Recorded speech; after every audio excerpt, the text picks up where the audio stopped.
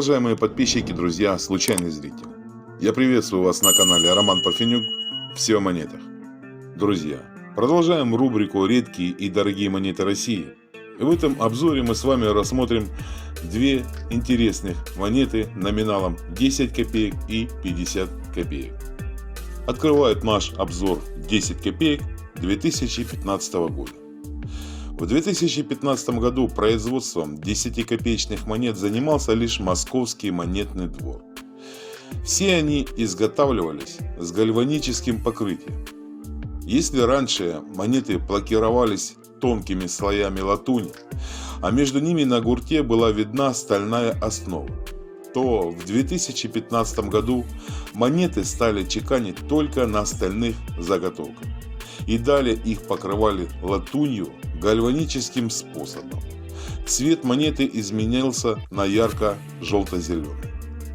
2015 год – это последний год, когда чеканились 10-копеечные монеты. Центральный банк России принял решение об остановке выпуска монет неактуального более номинала. Цена таких монет минимальная – 1 рубль. Но среди 10-копеечных монет 2015 года нумизматами было обнаружено несколько экземпляров, отчеканенных на монетах в заготовках прошлых лет, у которых защитное покрытие наносилось методом плакировки. Чтобы определить такой очень редкий вариант, нужно присмотреться к боковой поверхности монеты. У плакированных монет на гурте видна стальная основа. Выглядит это как тонкая полоска характерного серого цвета.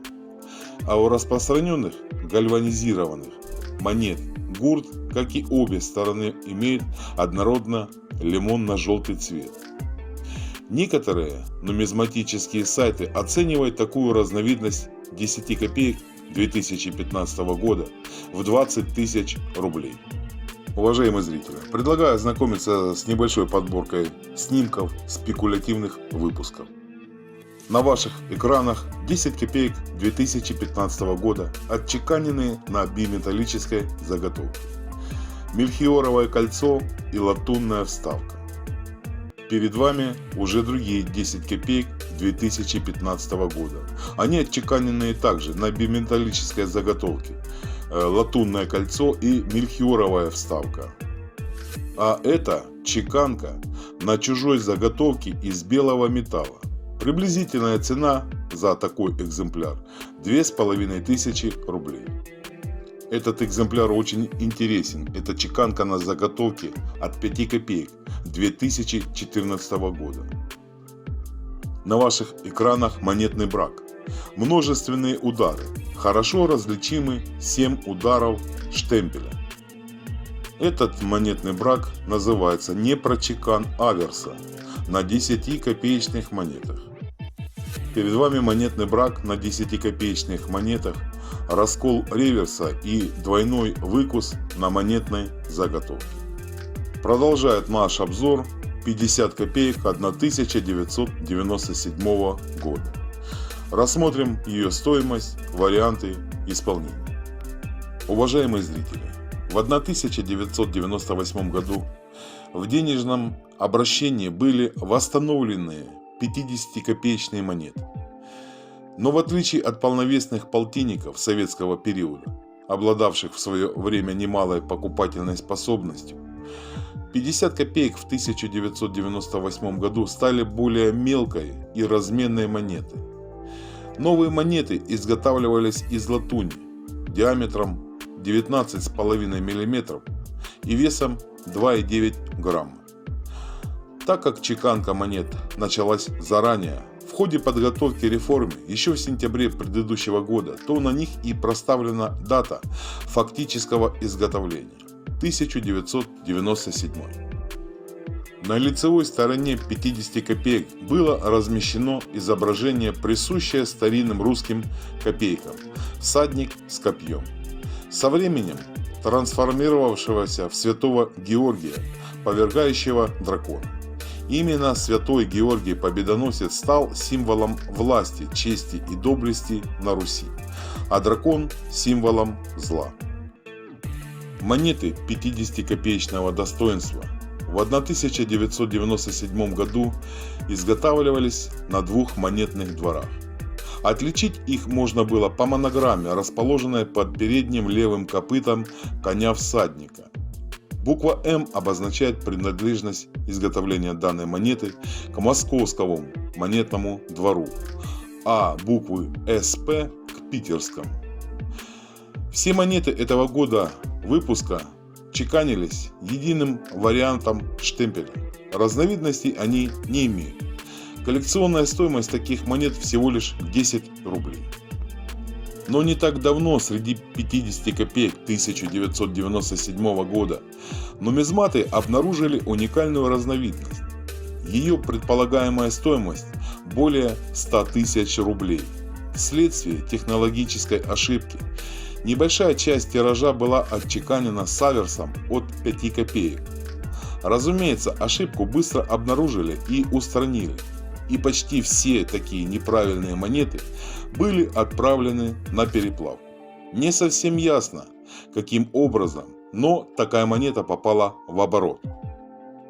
Так как штемпель для 5 копеек почти на 1 мм меньше, то у ошибочной монеты гурт получился заметно шире, чем у тиражных монет, что и видно на приведенном изображении. Долгое время никто не замечал этот нюанс, и такая монета сменила тысячи владельцев, пока однажды кто-то достаточно внимательный не обнаружил это отличие почти через 20 лет, только в апреле 2021 года. Дорогие друзья, также нумизматами-коллекционерами ценятся монетные браки, и на 50 копейках 1997 года есть довольно своеобразные экземпляры. Они были ошибочно отчеканены на монетных кружках, предназначенных для изготовления 5-копеечных монет. Поэтому они имеют не только меньший диаметр, но и исполнены в другом цвете. Встречаются такие перепутки чрезвычайно редко и очень высоко ценятся у коллекционеров.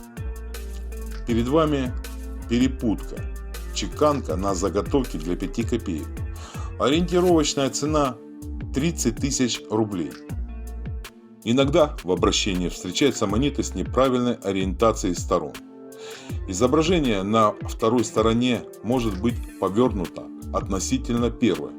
Такое случается из-за неправильно собранных штемпельных пар аверс-реверс.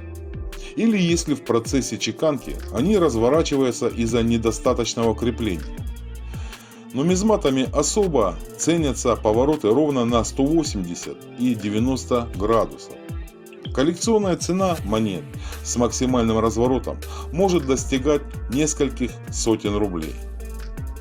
Также довольно часто встречается и другой брак при чеканке монет. Это раскол штемпеля.